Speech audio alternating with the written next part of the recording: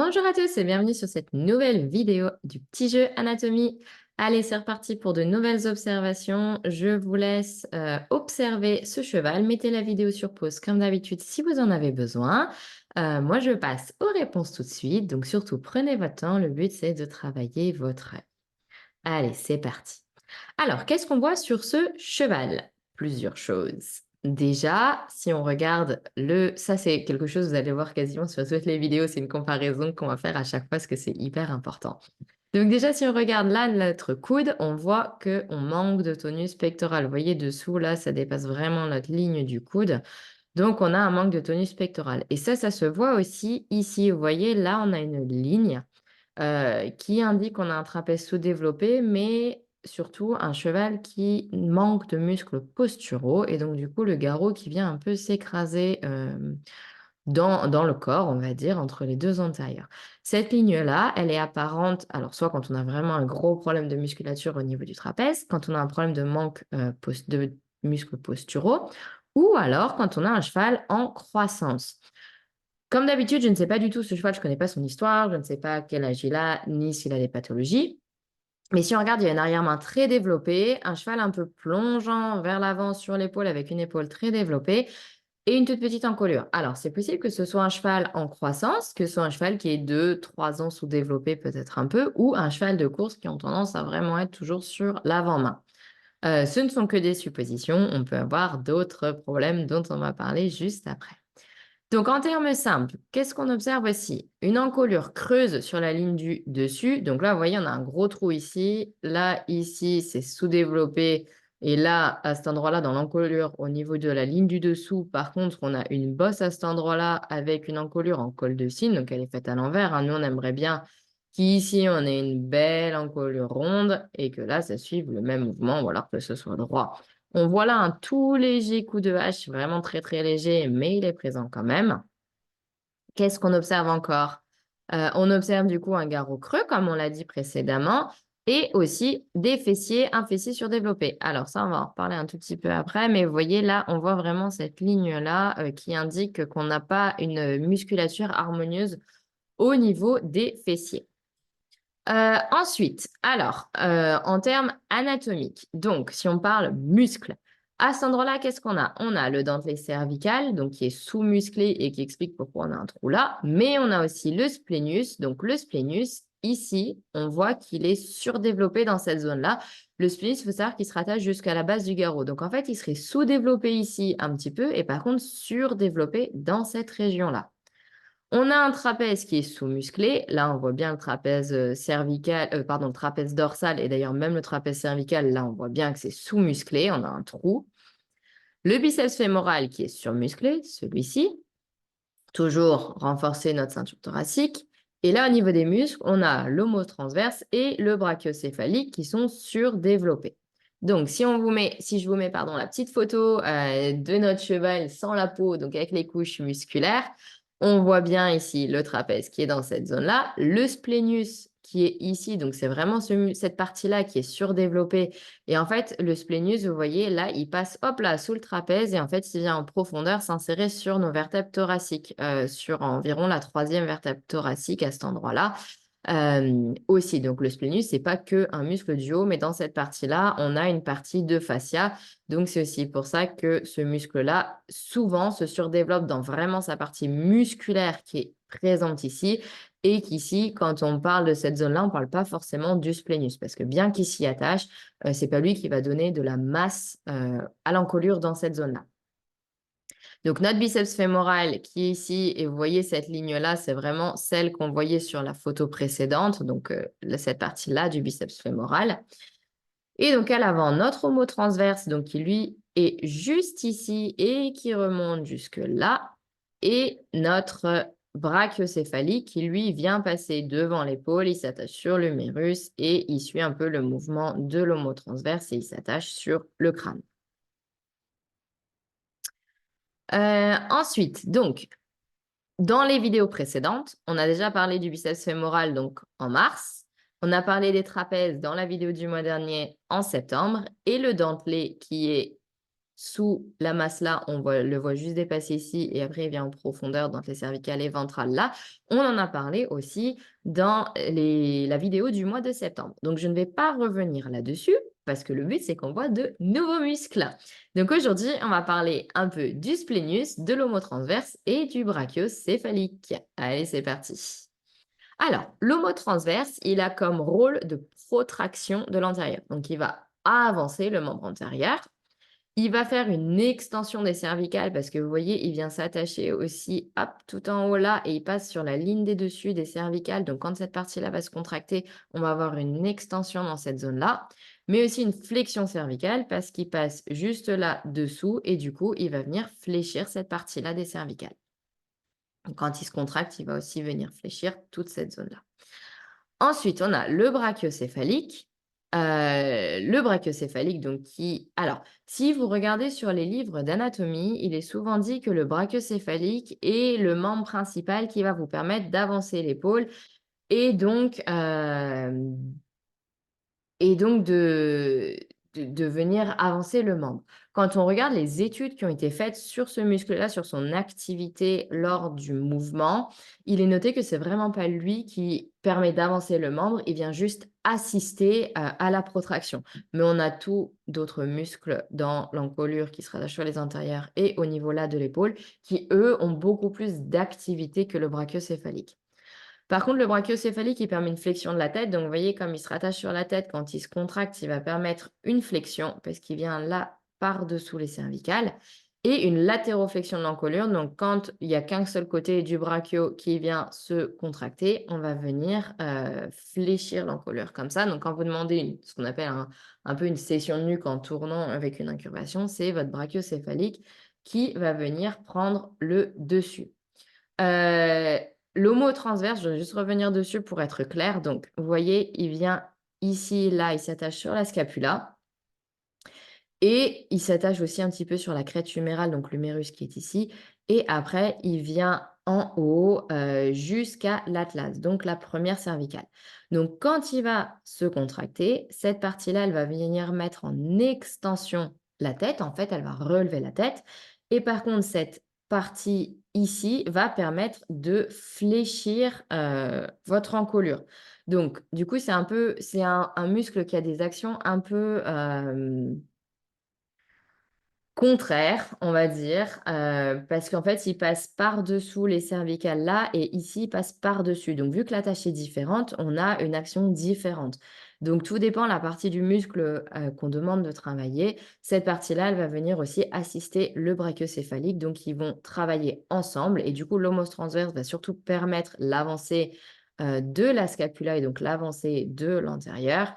Et le brachiocéphalique va venir assister dans ce mouvement-là. Ensuite, on a le splénus. Donc, le splénus, comme je vous l'ai dit, il prend son origine sur le garrot et après, il va venir s'insérer, hop là, tout en haut. Donc, le splénus, lui, quand il va se contracter, on va avoir une extension de l'encolure, de la tête surtout, et enfin de l'encolure, donc la tête va forcément se relever en même temps. Mais on a aussi, quand on n'a qu'un seul côté du splénus, parce que le splénus, on a des deux côtés comme tous les muscles, évidemment. Donc, quand on a qu'un côté qui travaille, on va venir aussi mettre l'encolure en latéroflexion. Et vu qu'il va venir mettre l'encolure en latéroflexion au travail, en fait, c'est un muscle qui peut aussi surtravailler lorsqu'on met les chevaux en hyperflexion. Parce qu'en hyperflexion, qu'est-ce qu'on demande? En fait, bien souvent, on va venir casser cette zone-là. On n'a plus une action directement sur la tête, mais on va vraiment venir casser cette zone-là. Et du coup, le splénus va devoir surtravailler parce que ce n'est pas son rôle principal. Et donc, s'il est comme ça et qu'en plus on demande au cheval de venir tourner comme ça, le splénus vient vraiment surtravailler. Et c'est pour ça que sur les chevaux de dressage, très souvent, il se surdéveloppe. Donc j'espère que ça a été assez clair pour vous. C'est de l'anatomie un peu plus poussée, mais parfois c'est important de le voir aussi. Alors, du coup, qu'est-ce qu'on peut faire pour aider le cheval qui est musclé comme ça? Donc, si c'est un jeune cheval, bah, le laisser grandir évidemment, mais on peut le laisser grandir tout en faisant un peu de travail à pied et en renforçant les muscles posturaux. Donc, les exercices posturaux, c'est ceux qu'on a vus, pardon, il manque encore un petit S ici, qu'on a vu dans la vidéo du mois de mai. Donc, vous pouvez aller la regarder si ce n'est pas fait, comme ça vous verrez de quoi je parle. S'assurer que la selle est adaptée. Pareil, si on a une selle, c'est un cheval qui est travaillé, que la selle est trop serrée au niveau du garrot, on peut avoir une atrophie du trapèze ce qui arrive et du coup, bah, on a un trapèze qui disparaît dans la partie dorsale. Donc ça, c'est important d'avoir du matériel adapté. Ensuite, le travailler dans le bon sens. Donc, comme je vous ai dit, par exemple, l'hyperflexion va venir surtravailler le splénius. Donc, ça, si c'est un cheval qui est travaillé un peu en hyperflexion, ça peut expliquer pourquoi on a un splénius là qui est surdéveloppé, mais aussi un homotransverse et un brachio qui sont surdéveloppés parce que en hyperflexion, ils vont vraiment venir surtravailler et du coup, on peut se retrouver avec une encolure un petit peu à l'envers comme ça sur un cheval qui en plus a des problèmes posturaux et qui essaye de faire ce qu'il peut pour répondre aux demandes du cavalier. Hem, Éviter les extensions d'encolure. Alors, pourquoi l'extension d'encolure? Alors, je parle de l'extension d'encolure vraiment vers le bas, le terme qu'on emploie, même si c'est pas tout à fait juste, mais ça, c'est un autre débat, on reviendra dessus plus tard. Parce que c'est un cheval qui est clairement déjà sur l'avant-main. Donc, si en plus vous lui demandez de venir en extension d'encolure, vous rajoutez du poids sur les antérieurs et du coup, vous lui demandez de venir encore plus sur l'avant-main. Donc, les chevaux comme ça, il faut déjà essayer de leur faire remonter un peu le garrot, qu'ils aient un équilibre beaucoup plus horizontal, voire sur l'arrière-main, et ensuite on peut demander une extension d'encolure. Et ensuite, on peut faire des étirements à la carotte. Alors ça, je vais vous les montrer après, j'ai des petites vidéos pour vous expliquer de quoi je parle. Avant de vous montrer les vidéos, les étirements à la carotte, il faut faire attention, toujours, toujours, toujours les faire à chaud. Parce que surtout avec les chevaux qui sont goulus, qui vont faire n'importe quoi pour une friandise, on peut vite se retrouver avec un cheval qui va plus loin que sa limite physiologique et du coup, il peut se faire mal. Donc on les fait à chaud et surtout on y va toujours doucement pour respecter le cheval. Et donc toujours en respectant la limite physiologique. Si le cheval, il n'arrive pas à aller plus loin, bah, on force pas, c'est pas grave. Peut-être que la semaine prochaine ou celle encore d'après, il arrivera à aller aussi loin que ce qu'on veut. Allez, c'est parti sur les étirements. Donc là, vous voyez, je demande à la petite ponette de venir chercher la friandise qui est dans ma main. Alors, je lui demande de venir s'écarter. Vous voyez, je ne demande pas de venir coller contre son corps, je lui demande de venir s'écarter. Là, sa tête, elle est un tout petit peu haute. J'aimerais bien qu'elle soit un petit peu plus basse, mais ça, c'est une. Elle n'y arrivait pas, en fait. Dès qu'on allait plus bas, elle n'arrivait pas du tout à venir s'étirer. Donc du coup, pour le moment, j'ai gardé cette hauteur et après sur les séances suivantes, c'est quelque chose, on peut demander de venir un petit peu plus bas et je remets la vidéo. Vous voyez là, ce qu'on voit, c'est le brachio et l'homotransverse. Donc quand on lui demande de venir vraiment s'étirer, vous voyez comme on va venir étirer les muscles. Donc sur des muscles qui surtravaillent, ça va leur faire vraiment du bien. Plus on va en extérieur et plus on va loin et plus on va aller chercher loin au niveau de l'épaule, de l'encolure et même on peut aller jusqu'au trapèze, dorsal.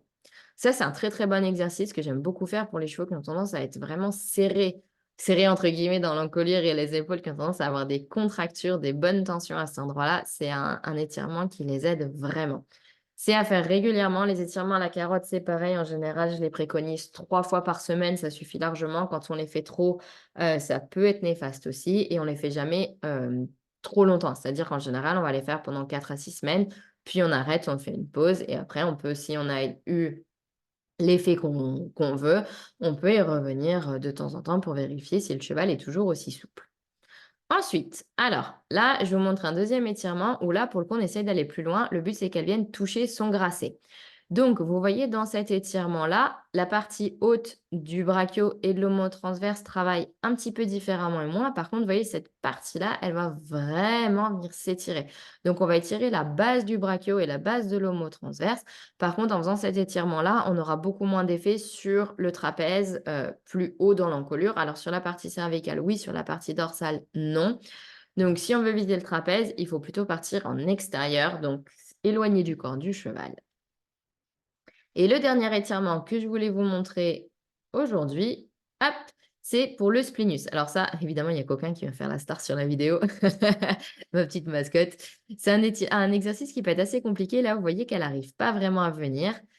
Alors, hop, le but, c'est qu'elle vienne en fait à la pointe du coude. Et vous voyez, quand elle est à la pointe du coude, Alors, elle y reste pas longtemps du tout, mais quand elle a la pointe du coude, on va venir travailler le splénus. Hop, vous voyez ici, comme il s'étire, il vient vraiment s'étirer. Et ça, c'est un très bon étirement pour cette partie-là. Alors après, suivant les chevaux, le but, c'est qu'ils aient la tête dans cet axe-là et suivant les chevaux, on peut mettre la tête un peu plus ou moins haute pour viser la partie souhaitée. Ça, c'est vraiment vous, qui arriverez à le voir et si votre cheval est vraiment souple et que la pointe du coude, c'est facile pour lui, après on peut venir à la pointe de l'épaule juste là, où là, du coup, le cheval va vraiment devoir venir faire ça et étirer. Alors évidemment, les exercices, à la carotte, on les fait toujours des 2 côtés. S'il y a un côté qui est plus facile que l'autre, dans ce cas-là, on peut faire par exemple, 1 fois à droite et 2 fois à gauche si du côté gauche, c'est plus compliqué. Si votre cheval a des pathologies, notamment pour ces exercices-là, s'il a de l'arthrose cervicale, ou une inflammation au niveau cervical, demandez toujours l'avis aux professionnels qui vous entourent. Si votre cheval ne peut pas le faire, c'est peut-être qu'il a mal, donc il a peut-être besoin d'autres soins ou d'autres exercices avant de pouvoir le faire. Donc voilà, c'était la petite vidéo pour aujourd'hui. Maintenant, vous savez tout. Quand vous voyez un cheval comme ça, vous savez les hypothèses qu'il peut y avoir. Donc ça peut être un cheval en croissance, ça peut être un cheval qui manque vraiment de tonus musculaire, qui est travaillé de tonus pectoral et musculaire, oui, qui est travaillé dans le mauvais sens. Donc, je vous ai donné des petits exercices pour essayer de remettre cette encolure dans le bon sens également. Après, évidemment, il peut y avoir du travail monté à la longe et tout ça, mais c'est vrai que les exercices, les étirements, à la carotte, du coup, sont des étirements actifs qui vont permettre donc un étirement d'un côté, mais une contraction de l'autre côté aussi. Ça peut vraiment permettre de remuscler le cheval, en douceur sans avoir le cavalier sur le dos. Donc voilà, moi, c'est des aides vraiment précieuses que je trouve et même sur des chevaux qui sont pas très souples, ça les aide vraiment. Donc toujours en parler aux professionnels qui vous entourent, évidemment. Le faites jamais comme ça, de vous-même si votre cheval a des pathologies, mais ça peut vraiment vous aider et l'aider lui aussi. Et voilà, c'est tout pour aujourd'hui. J'espère que cette vidéo vous a plu. On se retrouve le mois prochain comme toujours pour une nouvelle vidéo. Je vous dis à bientôt!